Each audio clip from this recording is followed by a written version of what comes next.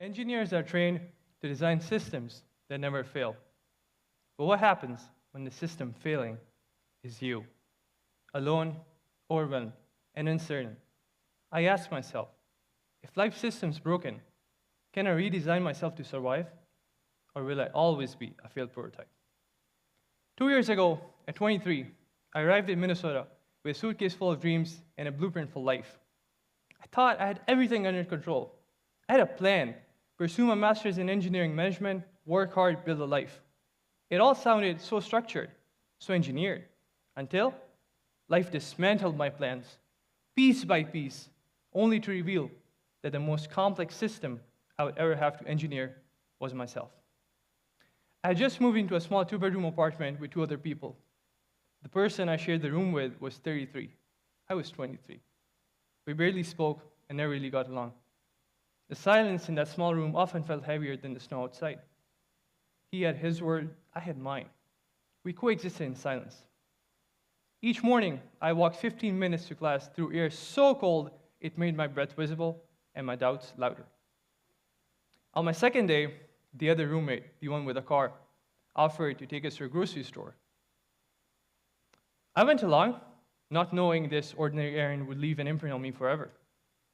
I had never done grocery shopping before. Back home, I would just grab snacks. My parents handled the rest.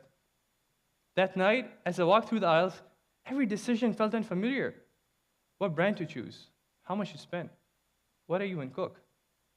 It wasn't the groceries. It was the realization that for the first time I was designing a system I had never operated before, my own life. That moment was the beginning of something I now call inner engineering, the process of redesigning yourself with the same precision and curiosity you would use to redesign any system. When I finished, I stood by the exit, waiting for my roommate to bring the car. The night was cold, the wind sharp against my face. My hands were numb. I remember thinking, why does everything feel this hard? My voice cracked, my chest tightened, and for reasons I couldn't explain, my eyes filled with tears. Not because of the groceries, but because this moment, this ordinary errand, was my quiet realization that I was building a life on my own. I used to think survival was about holding everything together, but sometimes it's about letting the system fail so it can reboot stronger. A few weeks later, I got an email from a university. I'd been selected for a graduate assistantship. That moment didn't feel like winning. It felt like stabilizing. Yet, stability didn't mean comfort. Everything around me was new. The culture, the conversations, even the rhythm of life. Back home in Pakistan, I came from a culture rooted in community, connection, and familiarity. Here, people smiled politely, but lived in their own worlds. I had to learn new norms, new tones, even new meanings of silence. I wasn't just studying engineering and management. I was learning how to exist between 2 systems that operated very differently. And somewhere between the 2 worlds, I began to change. I started seeing patterns, how every struggle shows you the system you've been operating within. Around that time, I remember looking out my apartment window one morning and noticing a woodpecker on a tree trunk. I looked it up and learned that a woodpecker's tongue wraps around its skull to protect its brain from the shock of constant impact. That stopped me. Nature doesn't eliminate impact. It designs protection around it. Resilience, I realized, isn't about avoiding the hits. It's about evolving the system so it can absorb them. So I began treating challenges the way an engineer treats failures. Analyze, iterate, improve. That moment was the beginning. That moment was when inner engineering stopped being an idea and became the process.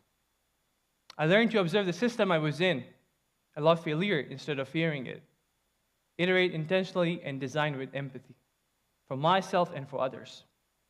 After that realization, I stopped trying to survive and started to redesign, not my life, but the way I approached it.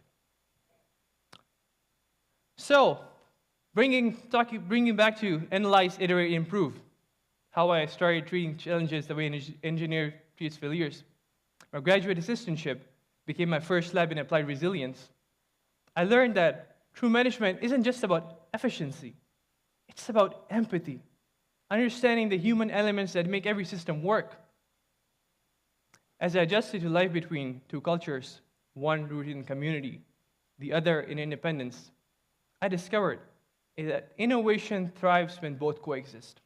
And so, I started mentoring new international students, helping them navigate the same confusion I once faced. I helped them design structure and uncertainty. In return, they reminded me why we built systems in the first place, to make life a little easier for someone else. And somewhere between helping others find their footing and finding mine, I realized, once you spark change, it spreads. Long before Minnesota, this purpose began in another place, behind a camera. Back in Pakistan, I hosted a technology show on national television called Tech Talk, where I broke down complex innovations for everyday viewers. I didn't realize it then, but by simplifying innovation for others, I was learning the essence of human-centered design.